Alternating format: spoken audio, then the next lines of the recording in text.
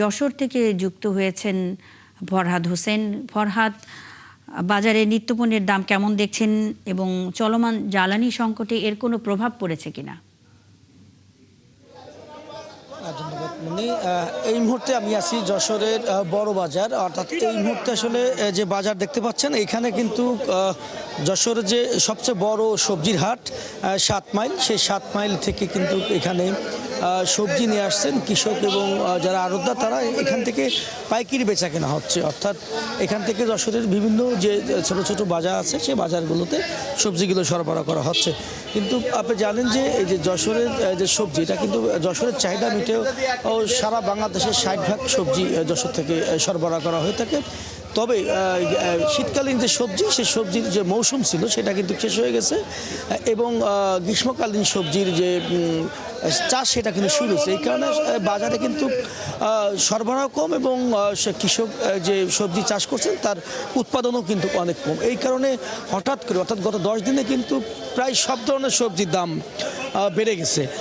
অর্থাৎ এই খবর যেমন বলছিলাম যে হঠাৎ করে ৮০ টাকা ৫০ টাকার যে সবজিটা ছিল সেটা পটল, সেটা কিন্তু ৮০ টাকা বিক্রি হচ্ছে। এছাড়া বেগুন ৫০ টাকাটা ১০০ টাকা বিক্রি হচ্ছে।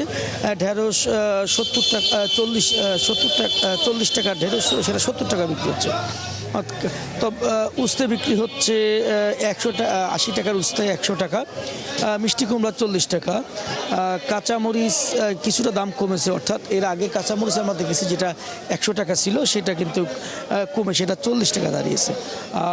পেঁয়াজ, রসুন, আলু এই যে দাম, এটার দাম কিন্তু স্বাভাবিক আছে। অর্থাৎ দেশি যে পেঁয়াজ সেটা ৩০ থেকে ৩৫ টাকা কেজি বিক্রি হচ্ছে, রসুন বিক্রি হচ্ছে ৮০ টাকা, এছাড়া আলু ১৮ থেকে ২০ টাকা বিক্রি হচ্ছে।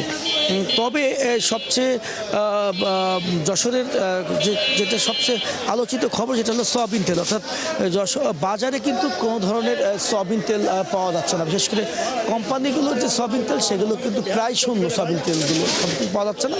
এই কারণে সয়াবিন তেলের দাম কিছুটা বৃদ্ধি পেয়েছে।